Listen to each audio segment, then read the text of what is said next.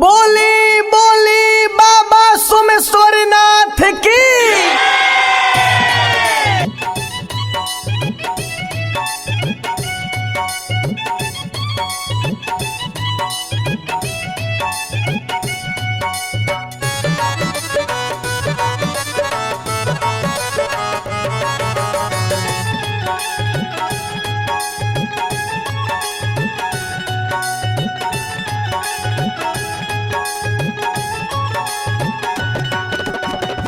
चंपारण में पोरे गो अरे राजधामा के न जानेला। चंपारण में पोरे गो अरे राजधामा के न जानेला। बाबा सोमेश्वरनाथ के नामा के न जानेला। हो अपना शिव जोगिया के न जानेला।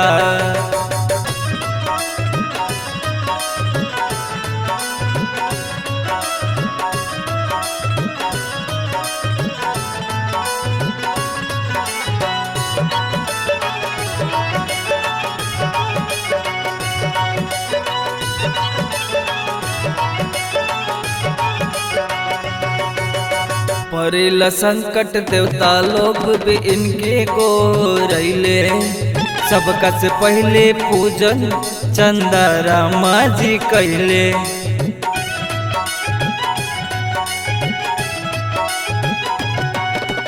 परेला संकट देवता लोग भी इनके को रैले।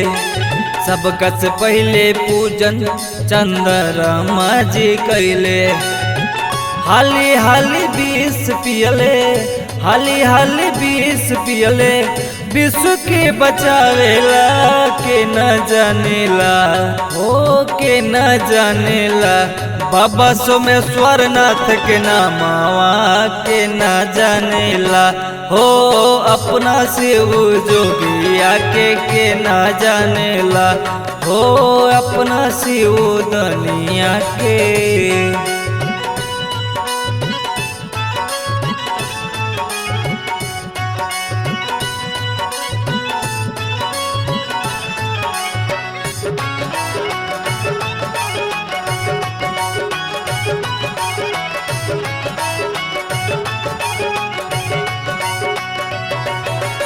सचो कहिला भक्त हो जाला जे बाबा कैलाशी के।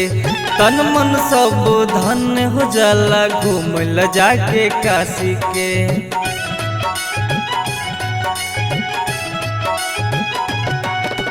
सचो कहिला भक्त हो जाला जे बाबा कैलाशी के। तन मन सब धन्य हो जाला घूमल जाके काशी के। मुन्ना विपुलवा गावे, मुन्ना विपुलवा गावे।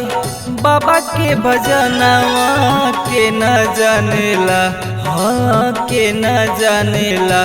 बाबा सोमेश्वरनाथ के नामावा के न जानेला। हो अपना शिव जोगिया के न जानेला। हाँ अपना शिव दुनिया के न जानेला। चंपारण में पोरे गो अरे राजधामा के न जानेला। चंपारण में पोरे गो अरे राजधामा के न जानेला। बाबा सोमेश्वरनाथ के नामावा के न जानेला। हो अपना शिव जोगिया के न जानेला। Recording by Tiya studio Areraj.